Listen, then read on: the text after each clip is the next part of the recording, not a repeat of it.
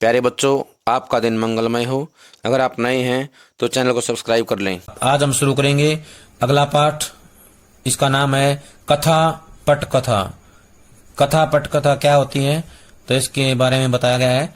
पटकथा कुछ और नहीं, कैमरे से फिल्म के पर्दे पर दिखाए जाने के लिए लिखी गई या लिखी हुई कथा है।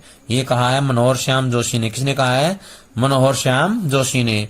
पटकथा लेखक, पत्रकार और साहित्यकार हैं ये, इन्होंने कहा है। तो आज हम पढ़ेंगे इसमें पटकथा के स्रोत, स्वरूप, संरचना, नाटक व फिल्म की पटकथा में अंतर। ये इंपॉर्टेंट प्रश्न होता है, नाटक व फिल्म की पटकथा में क्या अंतर है। एक प्रश्न आता है पटकथा किसे कहते हैं, उसका अर्थ बताइए, स्वरूप क्या है। ये 2-3 नंबर के क्वेश्चन बनते हैं। पटकथा लेखन का प्रारूप क्या है, पटकथा और कंप्यूटर क्या है, इसके अंदर बताया गया है। तो हम पढ़ेंगे पाठ पटकथा। मशहूर साहित्यकार और कई कामयाब टेलीविजन धारावाहिकों के लेखक स्वर्गीय मनोहर श्याम जोशी ने कई उपन्यासों आदि के साथ साथ एक महत्वपूर्ण पुस्तक लिखी जिसका शीर्षक है पटकथा लेखन एक परिचय। इसी पुस्तक के दूसरे अध्याय का शीर्षक है पटकथा क्या भला है। संभव है शायद कुछ इसी प्रकार का विचार आपके मन में भी उठ रहा हो। तो सबसे पहले शब्द पटकथा, ये 2 शब्दों के मेल से बना है, पट और कथा। कथा का मतलब है कहानी, पट का मतलब पर्दा होता है, यानी कि ऐसी कहानी जो पर्दे के लिए लिखी जाती है या पर्दे पर दिखाने के लिए लिखी जाती है, उसे क्या कहेंगे? पटकथा। चाहे वो पर्दा बड़ा हो या छोटा, यानी कि सिनेमा और टेलीविजन दोनों ही माध्यमों के लिए बनने वाली फिल्मों, धारावाहिकों आदि का मूल आधार पटकथा ही होती है। इसी के अनुसार निर्देशक अपनी शूटिंग की योजना बनाता है, अभिनेताओं को अपनी भूमिका की बारीकियां और संवादों की जानकारी मिलती है तथा कैमरे के पीछे काम करने वाले तकनीशियनों और सहायकों को अपने अपने विभागों के लिए महत्वपूर्ण सूचनाएं प्राप्त होती हैं। यानी पटकथा से ही सारे काम आगे चलते हैं। कथानक तो इसका एक अभिन्न हिस्सा ही होता है, हिस्सा होता ही है। किसी भी फिल्म यूनिट या धारावाहिक बनाने वाली कंपनी को पटकथा तैयार करने के लिए सबसे पहले जो चीज चाहिए होती है वो है कथा। कथा ही नहीं होगी तो पटकथा कैसे बनेगी।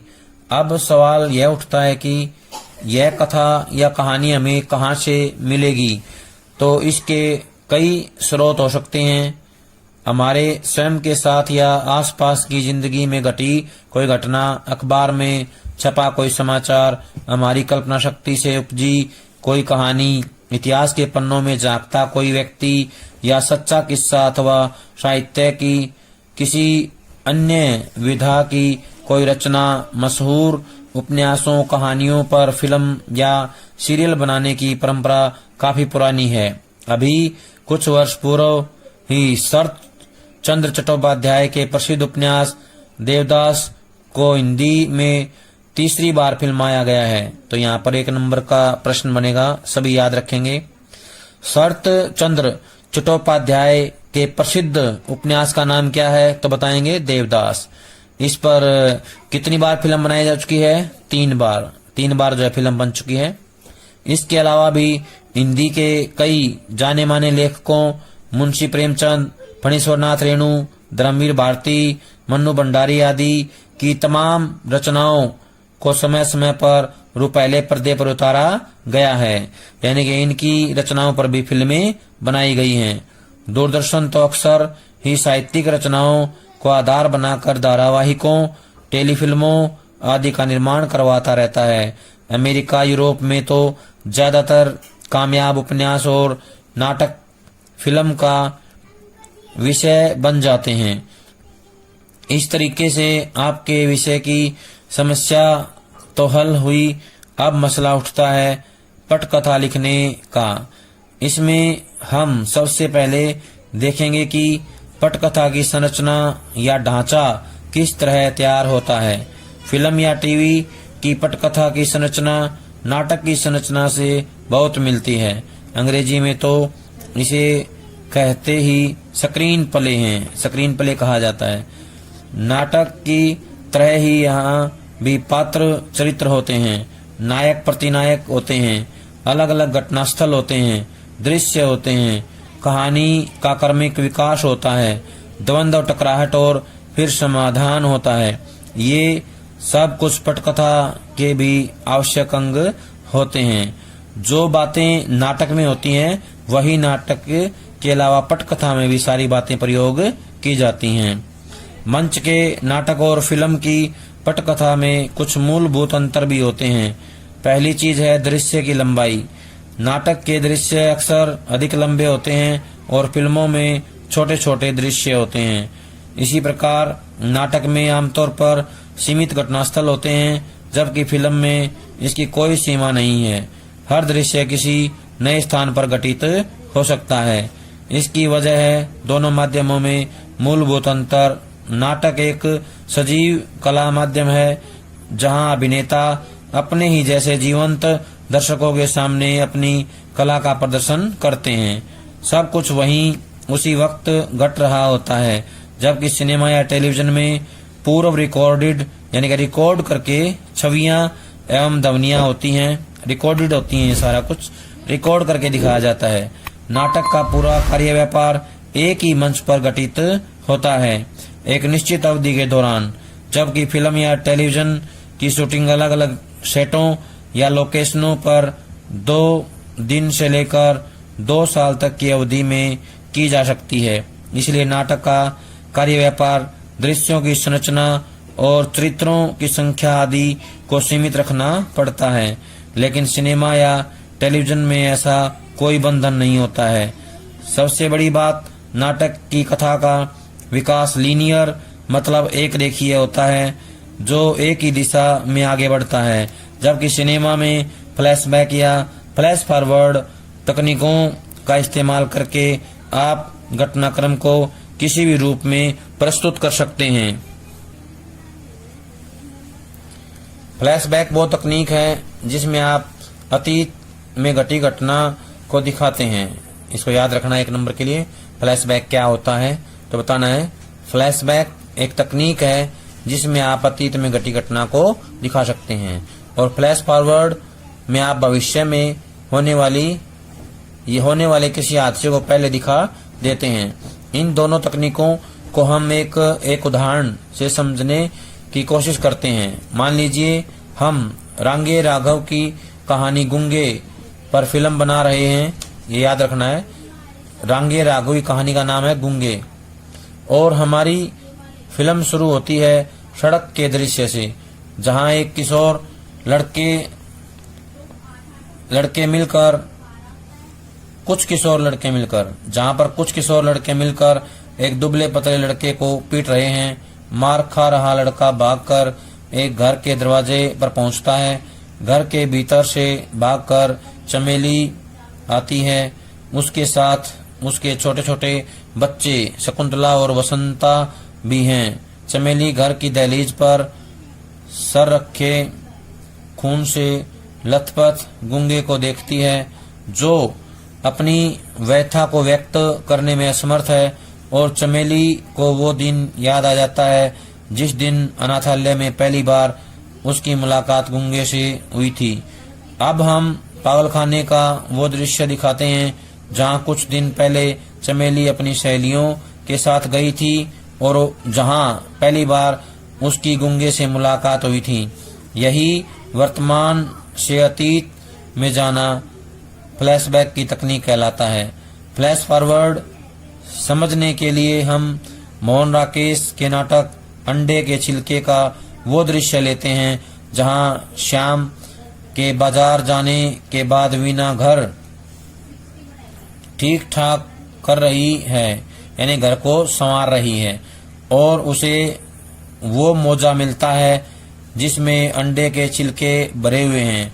वैसे मूल नाटक में यह दृश्य इस प्रकार नहीं है, लेकिन अगर इसकी पटकथा लिखी जाए और हम इस दृश्य में फ्लैश फॉरवर्ड तकनीक का प्रयोग करें तो दृश्य कुछ इस तरह से बनाया जा सकता है कि अचानक वीना के मन में यह विचार कौन देता है कि ये मोजे उसकी सास जमुना देवी के हाथों लग गए हैं। वो पूरे परिवार और पड़ोसियों के सामने मोजों में से अंडे के छिलके जमीन पर गिराकर उसे बुरा भला कह रही है। हम वापस वर्तमान में आते हैं और वीणा अपना संवाद पूरा करती है। कितनी बार कहा, छिलके मोजे में मत रखा करो, कहीं किसी के हाथ लग गए तो लेने के देने पड़ जाएंगे। और चाय का पानी हीटर पर रखने के लिए चली जाती है। यहाँ एक तथ्य गौर करने लायक है, वो यह कि फ्लैशबैक और फ्लैश फॉरवर्ड दोनों ही युक्तियों का इस्तेमाल करने के पश्चात हमें वापस वर्तमान में आना जरूरी है, ताकि दर्शकों के मन में किसी किस्म का असमंजस्य न रहे, यानी कोई शंका न रहे, उलझन न रहे। फिल्म या टेलीविजन माध्यम में एक सुविधा यह भी है कि एक ही समय खंड में अलग अलग स्थानों पर क्या घटित हो रहा है दिखाया जा सकता है। मसलन हम दिखाते हैं हमारा कम पढ़ा लिखा नायक गांव में नदी में डूबते एक बच्चे की जान बचाता है। ठीक उसी समय हजारों मील दूर किसी महानगर में रहने वाला हमारा नायक अपनी बेशकीमती विदेशी कार से एक बूढ़े फेरी वाले को टक्कर मार देता है। कालांतर में दोनों नायकों की मुलाकात देश की राजधानी में होती है। नायक नंबर 1 अब बहुत बड़ा मजदूर नेता बन गया है और नायक नंबर 2 एक कामयाब उद्योगपति।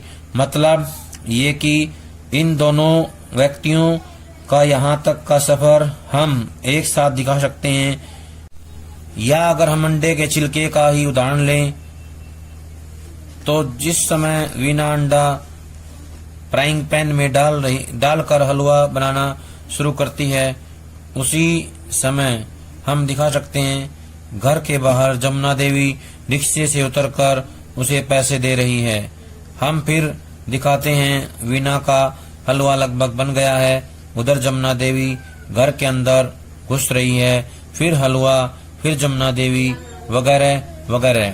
इसी तरह की युक्ति कई बार पटकथा में नाटकीय तनाव बढ़ाने में काफी मदद करती है, यानी कि तनाव को आगे बढ़ाने में या लेके जाने में सहायता करती है। पटकथा की मूल इकाई होती है दृश्य। 1 नंबर के लिए याद रखना है, पटकथा की मूल इकाई किसे कहते हैं तो बताना है, दृश्य को कहते हैं। एक स्थान पर एक ही समय में लगातार चल रहे कार्य व्यापार के आधार पर एक दृश्य निर्मित होता है। या परिभाषा पूछ ले, दृश्य किसे कहते हैं तो बताना है, एक स्थान पर एक ही समय में लगातार चल रहे कार्य व्यापार के आधार पर एक दृश्य निर्मित होता है। इन तीनों में से किसी भी एक के बदलने से दृश्य भी बदल जाता है। हम आपके पाठ्यक्रम में से रजनी का ही उदाहरण लेते हैं। दृश्य 1 लीलाबेन नामक महिला के फ्लैट में शुरू होता है। समय शायद दोपहर का, क्योंकि उनका बेटा अमित स्कूल से वापस आने वाला है। दृश्य 2 अगले दिन अमित के स्कूल के हेडमास्टर के कमरे में और वक्त फिर दिन का ही है। दृश्य 3 उसी दिन रजनी का फ्लैट और वक्त है शाम का। ये सारे अलग अलग लोकेशंस पर अलग अलग दृश्य हैं। मान लीजिए पहले दृश्य में हम यह दिखाते हैं कि रजनी और लीलाबेन बातें करते करते रसोई घर में चले जाते, तो बावजूद इसके कि समय, कार्य व्यापार, चरित्र सब एक ही हैं, फिर भी दृश्य संख्या बदल जाती है। क्यों? क्योंकि घटनास्थल बदल गया है। चलिए अब हम उस दृश्य को देखते हैं जहां रजनी अगर डायरेक्टर ऑफ एजुकेशन के कमरे के बाहर बैठी अपनी बारी आने की प्रतीक्षा कर रही हैं। अब मान लीजिए रजनी को 10 से 15 मिनट इंतजार करना पड़ता है। इतनी देर का दृश्य सिर्फ रजनी के बैठे रहने का दिखाएंगे तो दर्शक बोर हो जाएंगे।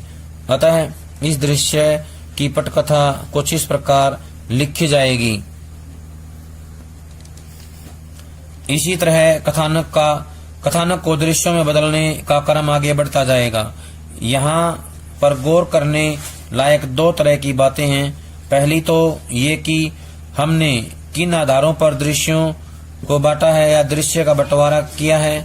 दृश्य संख्या 4, 5, 6 के कार्य व्यापार में निरंतरता है, लेकिन घटनास्थल में दो अलग अलग दृश्य हैं। इसी प्रकार दृश्य 6 और 6 का घटनास्थल एक ही है, लेकिन दोनों दृश्यों के बीच लगभग 5-10 मिनट का फासला है, इसलिए दो भिन्न दृश्य संख्या है।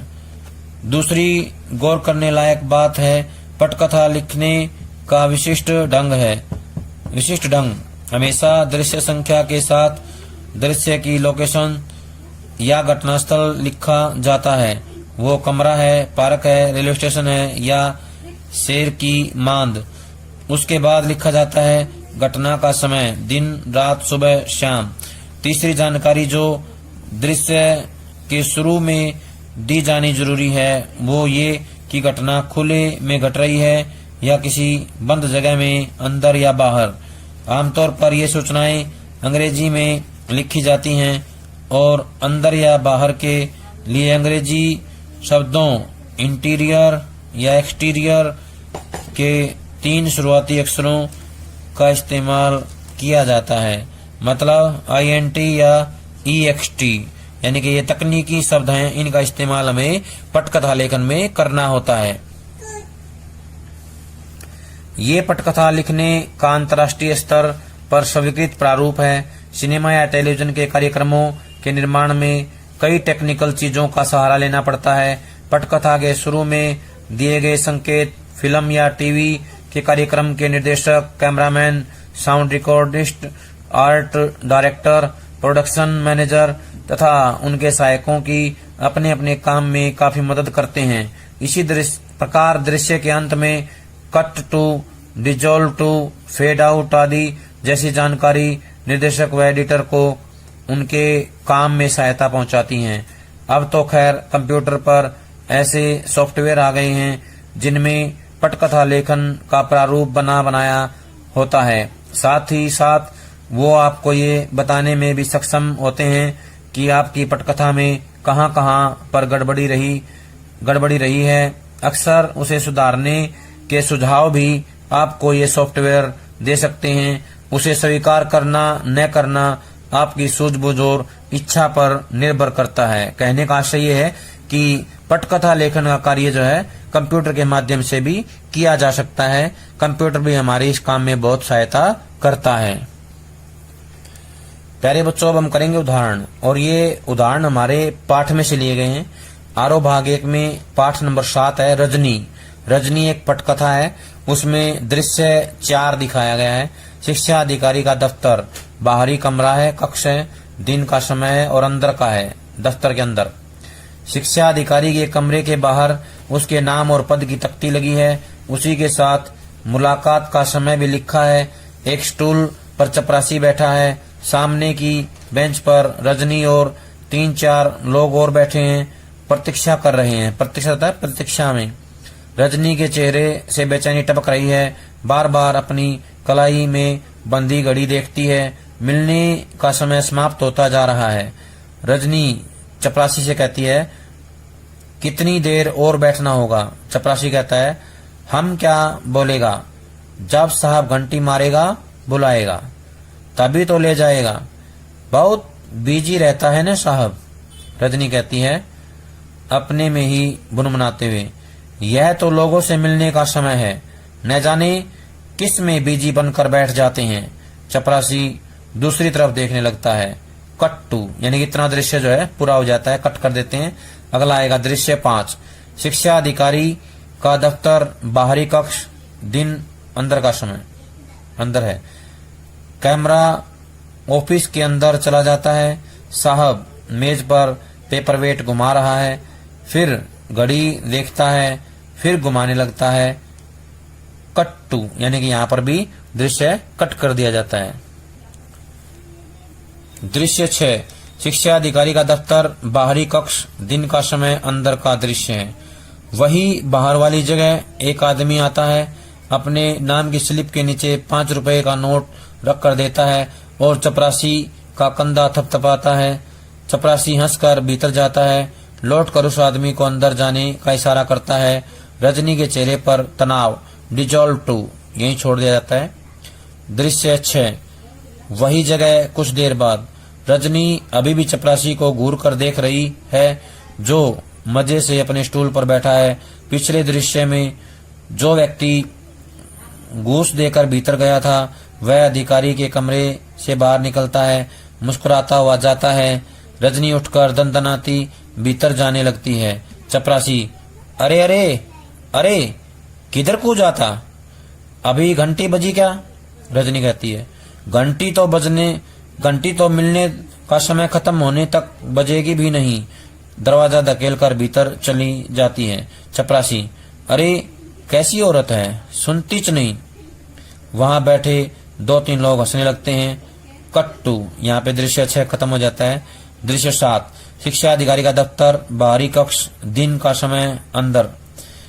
दृश्य 5 वाला कमरा, निदेशक कुर्सी की पीठ से टिककर सिगरेट पी रहे हैं। रजनी को देखकर आश्चर्य से यानी कि हैरान होकर उसकी तरफ देखते हैं। प्यारे बच्चों, ये था हमारा पाठ पटकथा। सभी इसको ध्यान से पढ़ेंगे, समझेंगे और